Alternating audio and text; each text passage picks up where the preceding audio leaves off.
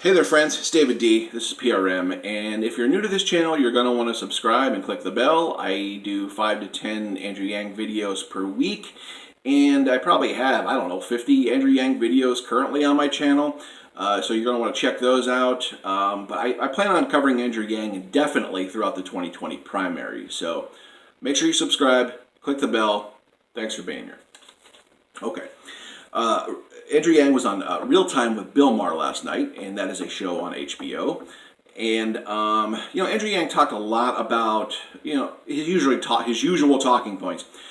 His talking points about Donald Trump, how he got elected, which was we automated away 4 million manufacturing jobs in the swing states that he won.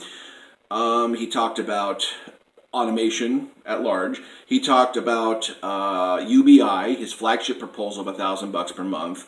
He talked about the cost of UBI and how we're going to pay for it through something called a VAT tax. And for the longest time, Andrew Yang has said we're going to pay for most of UBI with a VAT tax at 10%. There was a slight pivot in the rhetoric, in the dialogue with the VAT tax. Last night, he said something, quote, we're going to pay for it with a mild VAT. And if you're like me, I've been following Andrew Yang since he started back in, when did he announce? November of 2017.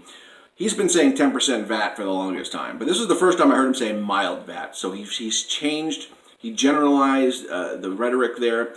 And I get it because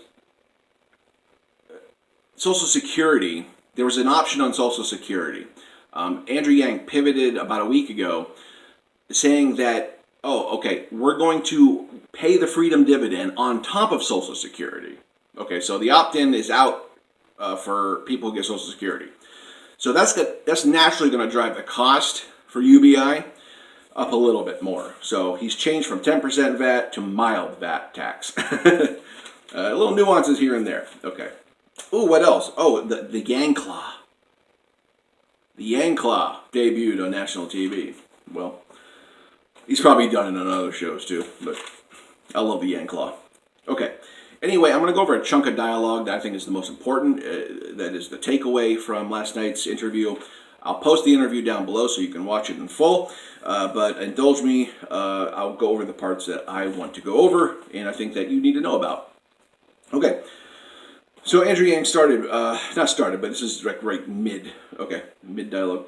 Andrew Yang, I've been shocked when I travel around the country how working class Americans feel like the Democratic Party does not care about people like them and isn't talking about them. And when I was growing up, the Democrats were the party of the working class and the little guy or gal, and we need to get back to that. Fully agree. He goes on, quote, I can't tell you how much credit Donald Trump just got for calling out the pain these communities are in. And that is so true. The pain that these people are in the swing states that Donald Trump won in 2016, he called out the pain. He called out their pain. He addressed their pain. Did he do anything about it? No. Is he going to do anything about it? No. But he had enough populist instinct, he had enough political instinct to address their pain and to blame people for their pain. So Donald Trump was spot on about that. But anything beyond that, he can't do. He's completely feckless. But anyway, the dialogue goes on. Bill Maher asks, is this because of identity politics? Andrew Yang says, quote, I am the son of immigrants and I understand the pulse behind identity politics, but the Democrats have to know that identity politics is a very poor way of winning national elections. It's a very poor way to bring our country together. Nailed it. We have to enact solutions, and when Martin Luther King guaranteed a basic income back in the 60s, which is almost like my freedom dividend, he didn't do it for any subset of Americans. He did it for all Americans, and that's how we have to move the country forward, end quote. Perfect. Andrew Yang calling out the Democrats on their identity politics crap. Okay? We have Donald Trump because the Democrats play identity politics. What does that do? That invigorates the pathological right, okay, who are more prone to blame immigrants, people of color, marginalized people, and Donald Trump is just that on steroids, okay, and he won.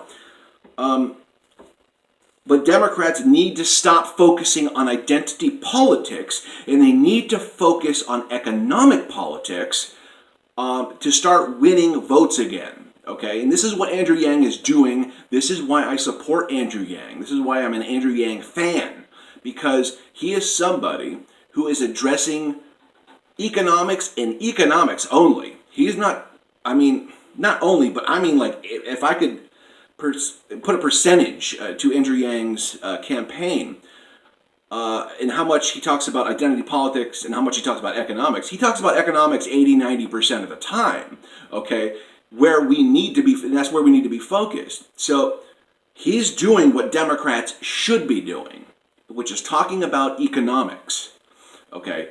The Democratic Party, the Pelosi wing, the Clinton wing, that wing of the party is so uber focused on identity politics. Economic politics never get addressed, and for that reason, people shift right. They go towards right-wing populism. They follow the right-wing path because no one's talking economics. So once again, this is why I love Andrew Yang. I love that he called out the Democrats like on a very neoliberal, very centrist television show last night. Just bonus points there.